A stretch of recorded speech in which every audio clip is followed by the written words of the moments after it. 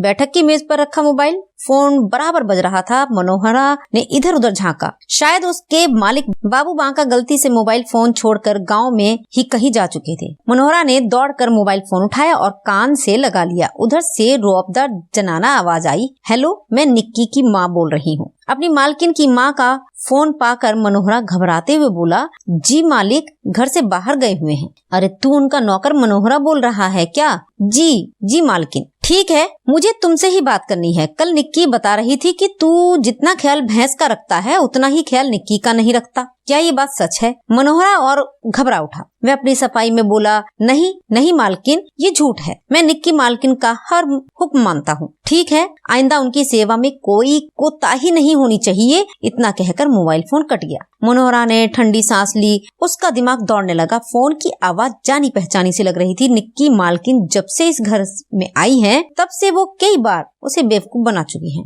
उसने ओट लेकर के आंगन में झांका। निक्की मालकिन हाथ में मोबाइल फोन लिए हंसी के मारे लोटपोट हो रही थी। मनोहरा सारा माजरा समझ गया और वह मुस्कुराता हुआ भैंस दुहाने निकल पड़ा। निक्की बाबू बांका सिंह की दूसरी पत्नी थी। पहली पत्नी के बारे में गांव के लोगों का कहना था कि बच्चा नहीं जनने के चलते बाबू बांका सिंह ने उन्हें मारपीट कर घर से निकाल दिया था। बाद में वो मर गई थी। निक्की पढ़ी लिखी खूबसूरत थी। वे इस बेमेल शादी के लिए बिल्कुल तैयार नहीं थी, लेकिन माँ बाप की गरीबी और उनके आंसुओं ने उन्हें समझौता करने के लिए मजबूर कर दिया। शादी के कई महीनों तक निक्की बिल्कुल गुमसुम बनी रही। उनकी जिंदगी सोने के पिंजरे में कैद तोते की तरह हो गई थी। हालांकि बाबू बांका सिंह निक्की की सुख सुविधा का काफी ध्यान रखते थे। इसके बावजूद उम्र का फासला निक्की को खुलने नहीं दे रहा था। मनोहरा घर का नौकर था। हम उम्र मनोहरा से बतियाने में निक्की को अच्छा लगता था। समय गुजरने के साथ साथ निक्की का जख्म भरता गया और वे खुलकर मनोहरा से हंसी ठिठोली करने लगी। उस दिन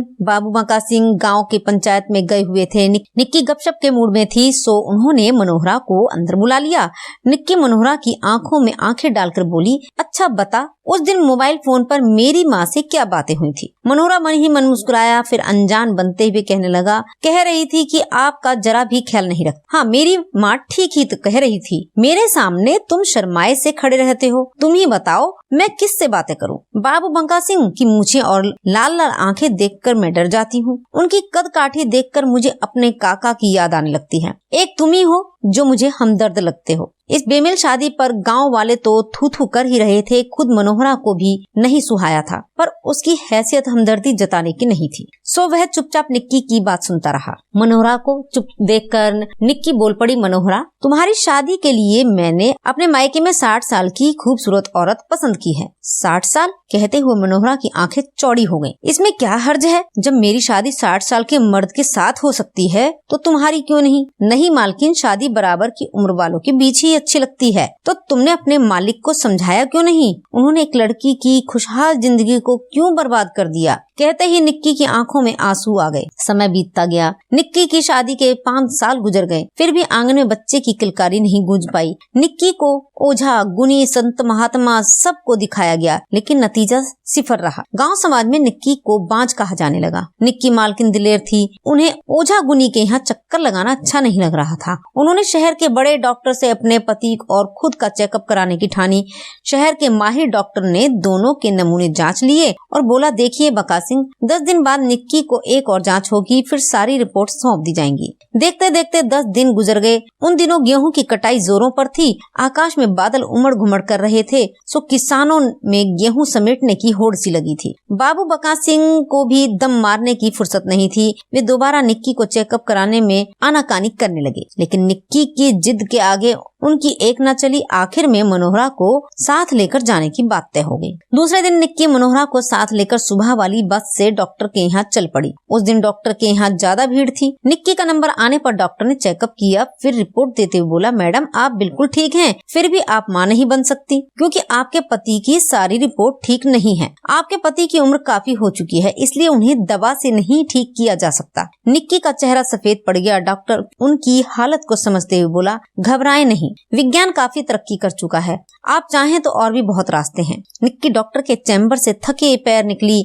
बाहर मनोहरा उनका इंतजार कर रहा था। वह निक्की को सहारा देते हुए बोला, मालकिन सब ठीक ठाक तो है? मनोहरा, मुझे कुछ चक्कर सा आ रहा है, शाम हो चुकी है, चलो किसी रेस्ट हाउस में रुक जाते हैं, कल सुबह वाली बस से गाँव चलेंगे। ऑटो रिक्शा में बैठते हुए मनोहरा बोला, मालकिन गाँव से होकर निकलने वाली एक बस का समय होने वाला है, उससे हम लोग निकल चलते हैं। हम लोगों के आज नहीं पहुँचने पर कहीं मालिक नाराज नहीं हो जाएं। भाड़ में जाए तुम्हारा मालिक, उन्होंने मुझे कहीं का नहीं छोड़ा। निक्की बिफर उठी। ऑटो रिक्शा एक रेस्ट हाउस में रुका। निक्की ने 2 बेड वाला कमरा बुक कराया और कमरे में जाकर निढाल पड़ गई। उनके दिमाग में विचारों का पहिया घूमने लगा। मेरे पति ने अपनी पहली पत्नी का बच्चा नहीं जनने के कारण ही घर से निकाला था, लेकिन खोट मेरे पति में है, ये कोई नहीं जान पाया। अगर इस बात को मैंने उजागर किया तो ये समाज मुझे बेहया कहने लगेगा। हो सकता है कि मेरा भी वही हाल हो जो पहली पत्नी का हुआ है। निक्की के दिमाग के एक कोने से आवाज आई, डॉक्टर ने बताया है कि बच्चा पाने के और भी वैज्ञानिक रास्ते हैं।